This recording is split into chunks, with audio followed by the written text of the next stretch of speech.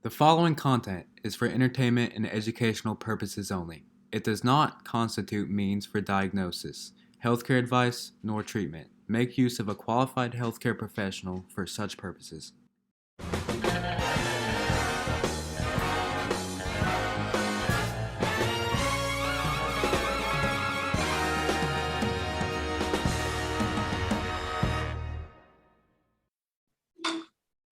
All right, so for the submission of the article that you're going to select, what you're going to do is you're going to open up your Canvas for your section. You're going to go under module. So that's one way to access the homework assignment. And you're going to scroll down until you find this specific tab here that says homework, submit, article selection. Notice that the first thing that you're going to do is read the instructions for said homework. And the intent of this homework is because in psychology, we have to become consumers of research. That's why psychology is split into two parts, the application part and the research part. So of course, we can't neglect the research part. Now, the intent for this specific assignment, first thing that you're going to do is you're going to look up a citation of your interest. And I'm going to show you exactly where you're going to find that citation. You're going to go back here and it reads reference list of the textbook as it is written down here, right? So you're going to open up or download the reference list of the textbook. Once you open that PDF, there's going to be hundreds of different articles to choose from. And it is up to you which one you want to use. This is literally the references used in your textbook. So if there has been something we've covered so far that you enjoy, or maybe when you're looking at the other slides or chapters and you decide, I want to know more about this, you can pick one individual here, whichever article sparks your interest. So whichever article, notice there is a couple hundred. So whichever article sparks your interest. Once you select that, I want you to make sure that, I know that most of you are going to be interested in the psychopathology side of things, i.e. mental illness. It is really unlikely that someone here is going to pick the same article as the other person because there's so many. But notice that whenever you're selecting that article, you're looking for an article that is reporting on new data, right? So don't just pick one at random. Look for the article, download the real article, make sure that it's reporting on new data. Notice that something that article must include is a methods and results section. If you don't see that article has those sections, you can't use it for your project, right?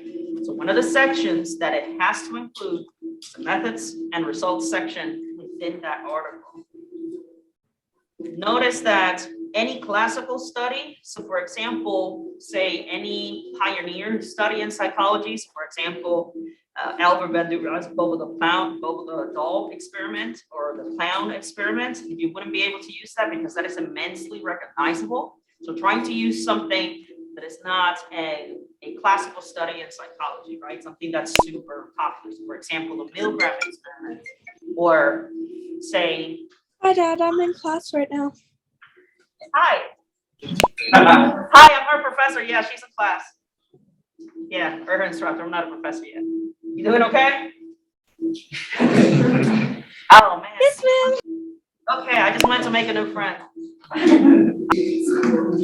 So of course, you can use something that is really well known, okay? Don't use Milgrams, don't use Bandura's, something a little bit more obscure, if you will, from this list. Notice that when you copy this citation, when you post it, it has to look exactly like this in this order. This is the format that I will accept. Do not use any other, for example, journals. For example, the Science Journal or the Nature Journal, because they don't comply with the typical format of having an introduction, methods, results, and discussion. So you're not going to find that there. So avoid articles that you find within these two journals. Whenever you post your selection, you pick the article that you want. The first thing is you're going to post it once you feel confident that you can use this article, that it does have a methods and a results section. And once after Sunday, after the due date, then I'll start reviewing the article that you selected. Now, I will let you know, say for example, if the article is not a good fit, or if coincidentally another student picked it, because you guys can't have the same article. Now, don't worry, once, if I tell you to review it, that's okay, you're not going to fail, just find a new one and you'll get full credit. But as long as you submit a new one, then you won't get full credit.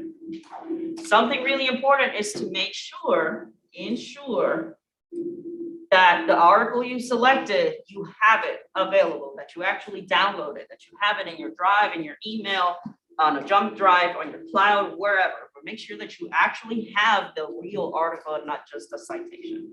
So again, just pick one of these and make sure that it's not from the Journal of Nature or Science, and make sure that it has indeed a methods and results section, okay? So that is perhaps one of the most significant characteristics of your article selection. And make sure to pick something you like. Just don't pick one at random, because you will write a paper on it. So make sure that you write something that you enjoy, something that you like reading. Any questions about that?